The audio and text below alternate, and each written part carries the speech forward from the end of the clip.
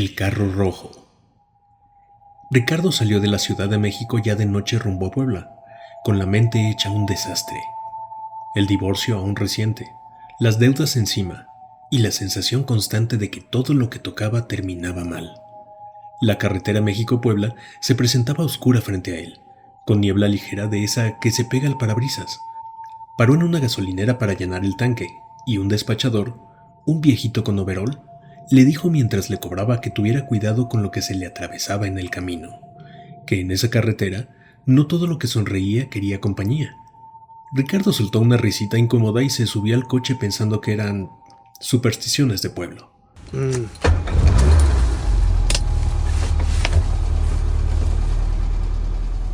Después de un rato de aburrimiento manejando de noche, mientras se peleaba con algunas curvas, un coche rojo brillante se le emparejó lentamente, demasiado despacio para ser normal. Dentro iban 3 mujeres hermosas, cabello largo, piel pálida, mirándolo fijo, y con una sonrisa que parecía congelada en sus caras. Una de ellas levantó la mano, y le hizo una seña para que la siguiera mientras lo rebasaban suavecito. Ricardo sintió un impulso extraño, algo entre curiosidad y deseo. Intentó ignorarlo, pero el coche rojo otra vez bajó la velocidad hasta quedar de nuevo a la par suya. Las mujeres ahora reían abriendo la boca y mostrando dentaduras perfectas, sin que él escuchara nada a través de la ventana, como si el cristal aislara algo más que el ruido. Recordó entonces a su exesposa diciéndole que siempre caía en tentaciones fáciles, que nunca sabía distinguir de lo que era bueno de lo peligroso. Nunca. Esa palabra le taladró la cabeza y como revancha decidió seguirlas y aceleró para alcanzarlas. El carro rojo se deslizaba en la carretera frente a él, apareciendo y desapareciendo entre curvas y espesos bancos de niebla. Por momentos parecía desvanecerse por completo, tragado por la neblina, y luego reaparecía justo delante de él, obligándolo a frenar suavemente. La carretera comenzó a sentirse vacía. Ningún otro coche, ningún camión, ningún ruido más que su motor, porque el otro carro parecía que solo flotaba. No sonaba su motor o las llantas rechinando en las curvas como el suyo. De pronto, el automóvil rojo se detuvo en un tramo sin señalización ni luces. Una de las mujeres bajó del carro rojo y se recargó en la cajuela, su sonrisa intacta, y con un ademán de la mano le indicó que fuera hacia ellas. Ricardo abrió la puerta y el aire le golpeó el rostro y las manos con un frío que no correspondía a la zona boscosa. Era un frío que dolía. Cuando dio unos pasos hacia el carro rojo, notó que la niebla se cerraba detrás de él, que todos los sonidos se sentían amortiguados, incluyendo sus pisadas sobre la grava. Volteó para ubicar su carro y ya no estaba en el mismo lugar. Se sentía mucho más lejos. Él no había podido alejarse tanto con unos cuantos pasos.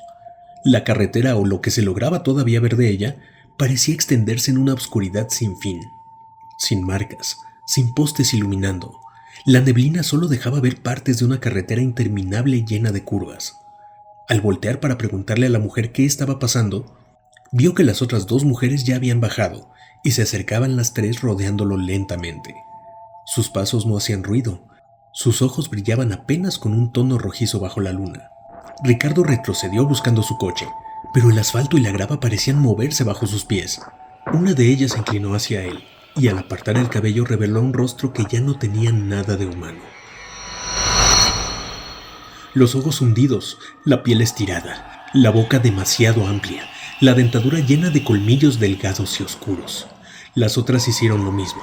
Ahora Ricardo solo escuchaba sus pasos amortiguados sobre la grava y las exhalaciones casi animales de las 3 criaturas que le cerraban el paso cada que las esquivaba. Ricardo intentaba correr, pero siempre aparecía una de esas cosas bloqueándole el paso. Las mujeres ya no caminaban, se desplazaban con rapidez imposible. Primero intentaban sujetarlo, pero él lograba zafarse. Después lo que Ricardo sintió eran solo zarpazos, fuertes, con uñas que parecían cuchillos.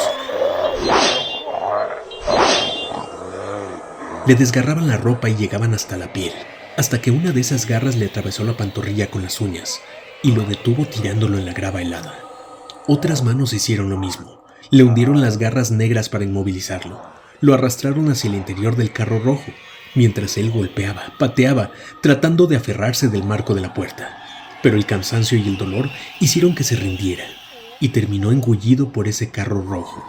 Mientras se azotaba la portezuela, el carro rojo arrancó sin sonido, sin que nadie tocara el volante. La carretera desapareció y en su lugar solo hubo neblina. Horas después, ya de madrugada, un trailero frenó haciendo rechinar toda la estructura del tráiler porque algo se le atravesó de improviso al desvanecerse un banco de niebla.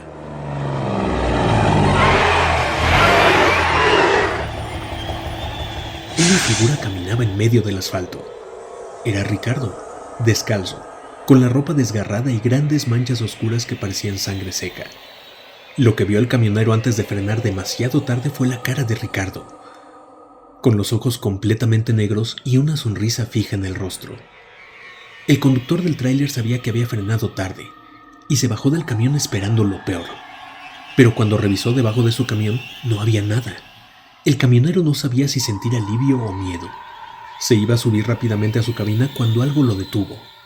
Algo se acercaba, un motor y unas risas femeninas amortiguadas, como muy lejanos.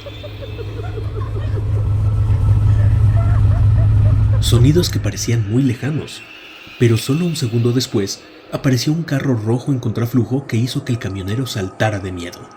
El auto rojo avanzaba casi sin emitir sonido alguno, circulando por la México-Puebla con una cuarta silueta sentada en el asiento trasero, que volteó a verlo desde el cristal trasero del carro mientras se alejaba. Y el trailero supo que ese que iba en el asiento trasero era el mismo hombre que él creyó que había atropellado. 5 kilómetros después. La carretera hacia Cuernavaca después de las 11 de la noche siempre parecía más larga de lo normal. Las curvas más cerradas y la niebla más espesa. Mauricio avanzaba en su sedán gris con las luces altas encendidas, intentando llegar lo antes posible a su casa.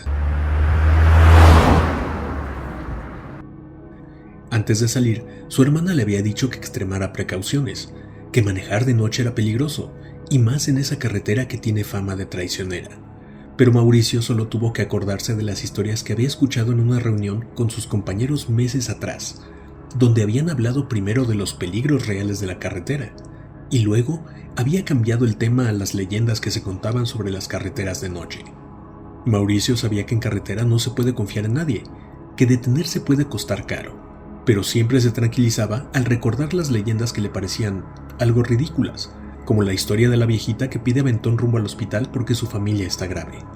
Había escuchado que al que la sube, nada malo le sucede, que la viejita se bajaba unos kilómetros después agradeciendo, pero que al que la ignora, le espera algo peor 5 kilómetros adelante.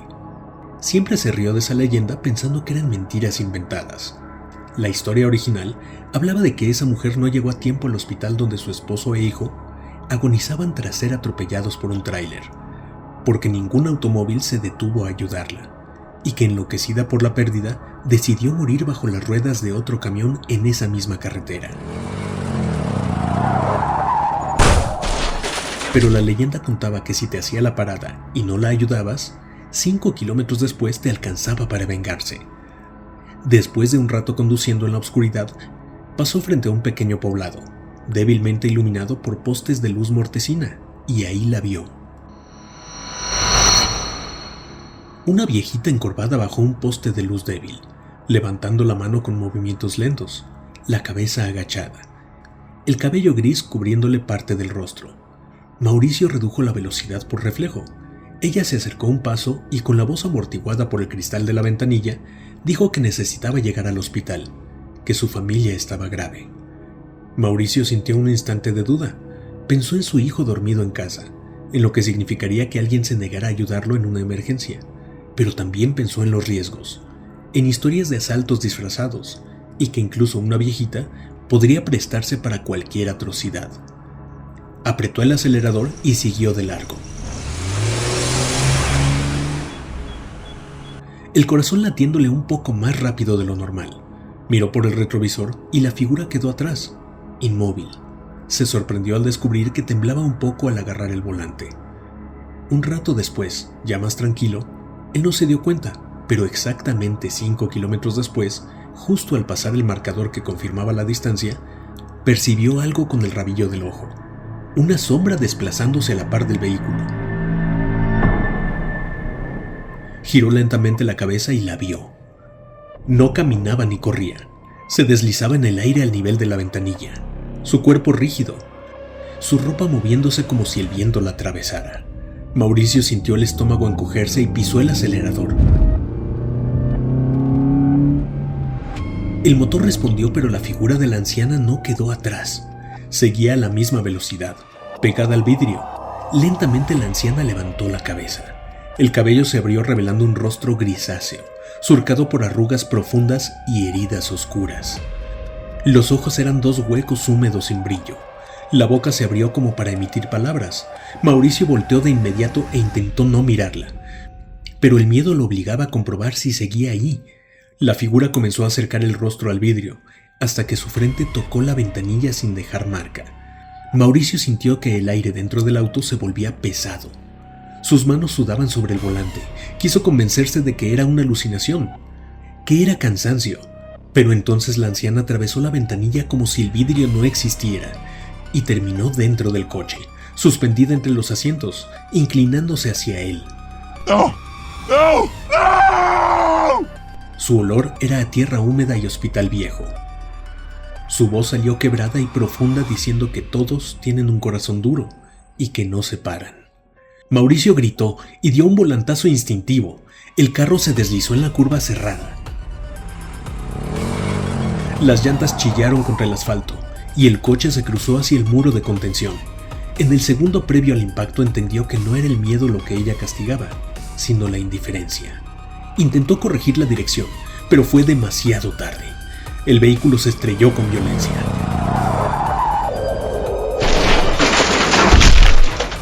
El golpe fue seco y brutal. La bolsa de aire explotó y también el corazón de Mauricio. Desbocado por el terror, no resistió el impacto. Cuando los paramédicos llegaron, solo encontraron el coche destrozado y el cuerpo sin vida al volante. Ningún rastro de otra persona, ningún indicio de que alguien hubiera estado dentro. Pero a todos los impactó la expresión de la cara de Mauricio, mirando con terror congelado hacia el asiento del acompañante. La noche siguiente, en aquel pobladito minúsculo, una figura pequeña y encorvada volvió a colocarse bajo la luz tenue, preparándose para levantar la mano en cuanto el siguiente conductor pasara. El espinazo del diablo. La carretera Durango-Mazatlán después de la medianoche no parece una carretera, parece una cicatriz abierta entre montañas negras. La gente la conoce como el espinazo del diablo, y se estira con curvas cerradas que apenas dejan margen de error, barrancos que se tragan la luz. Adrián manejaba confiado en su sedán negro. Iba rumbo a Mazatlán para reunirse con sus amigos el fin de semana, con una mano en el volante y la otra cambiando la música.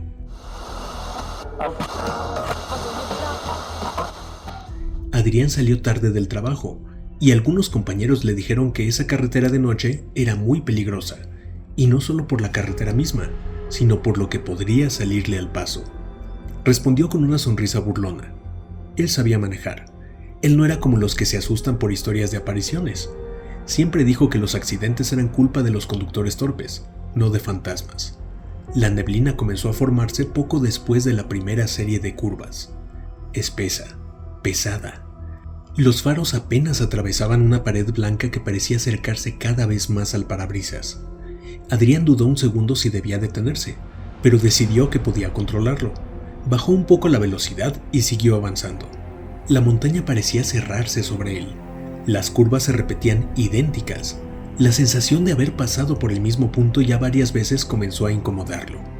Cuando estaba por llegar al puente Baluarte, vio por el retrovisor dos luces rojas a lo lejos, como las luces traseras de un auto, pero parecía que iban en su dirección, como si condujeran en reversa. Adrián aceleró, pero esas luces rojas se mantenían inmóviles. Adrián las cuidaba de vez en cuando volteando el retrovisor en los segmentos rectos, y luego pasó algo increíble. Las luces parpadearon, pero no encendiéndose y apagándose, habían parpadeado de verdad. Entonces se dio cuenta de que no eran luces, eso era una cara negra, con ojos rojos encendidos posados sobre su cajuela. Metió el freno de lleno, el coche derrapó, la cara se alejó como saltando sobre el carro. Cuando el rechinido de las llantas terminó, Adrián pudo escuchar muy bajito aleteos lentos entre la niebla.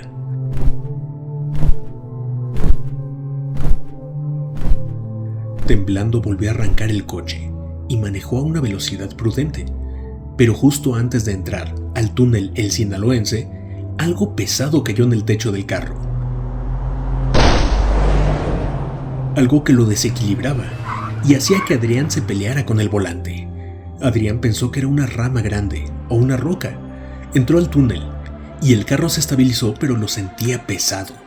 Cuando salió del túnel, algo salió disparado hacia el frente desde arriba de su auto, como una ave inmensa.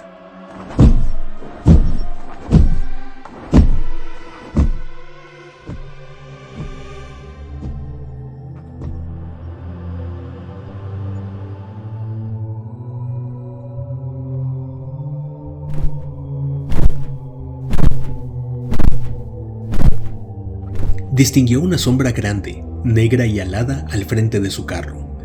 Y eso que volaba al frente disparó una línea de fuego, como un lanzallamas hacia la carretera. Adrián apenas pudo esquivar las llamas, pero al atravesarlas vio horrorizado cuerpos desfigurados sobre el asfalto, rostros abiertos por impactos, extremidades torcidas en posiciones antinaturales, sangre oscura extendida entre las curvas. Gritó con fuerza y la carretera volvió a estar vacía. El corazón le golpeaba el pecho con fuerza descontrolada. Miró el retrovisor buscando recuperar la calma, y en ese instante la figura alada cayó de nuevo sobre el techo de su carro. Y Adrián sintió cómo se balanceaba. Luego vinieron los golpes. El primero solo dobló el toldo. Al siguiente golpe unas garras negras abrieron surcos en el metal, y por el boquete del techo lo pudo ver. Una cara negra con los ojos rojos encendidos, hileras de colmillos en vez de dientes, y un par de cuernos en la frente. Cuando eso le sonrió, el carro se sacudió, las llantas rechinaban al rozar la barrera de contención. El metal cedió con un crujido seco, y el auto se precipitó al vacío envuelto en neblina. Durante la caída, vio las luces rojas descendiendo junto a él, hasta que el impacto contra las rocas destrozó la carrocería. El golpe no lo mató al instante. Adrián quedó atrapado entre el volante deformado y el asiento aplastado. Estaba de cabeza, respiraba con dificultad, mientras la sangre llenaba su boca. Intentó alcanzar la puerta, las manos temblando. Arañó el metal intentando salir, pero sus piernas no respondían. Intentó escupir la sangre que llenaba su boca, pero no podía exhalar. Su tórax estaba prensado, y solo escupió sangre que le cebó un ojo y se escurrió por su frente.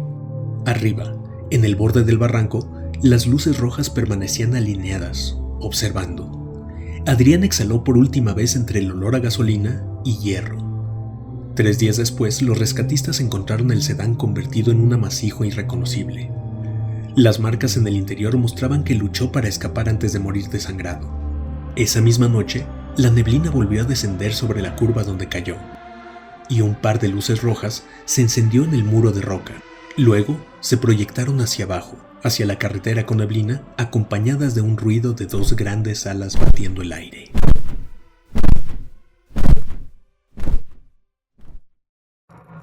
Esta noche recorrimos carreteras donde no basta saber manejar, donde no importa cuántos años tengas al volante, donde la montaña, la niebla o una simple decisión de no frenar pueden convertirse en sentencia. El Espinazo ya tiene un largo historial, y lo que se dice no es gratuito.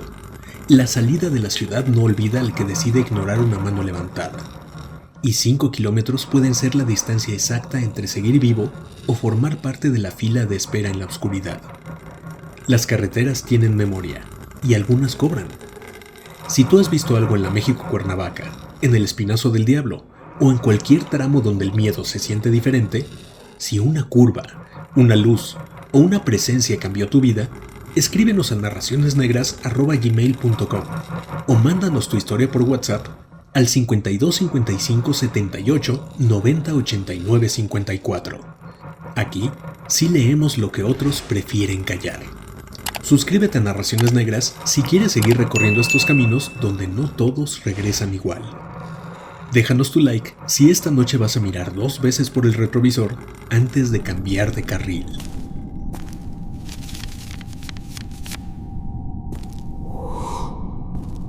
Escucha lo que habita en las sombras, en Narraciones Negras.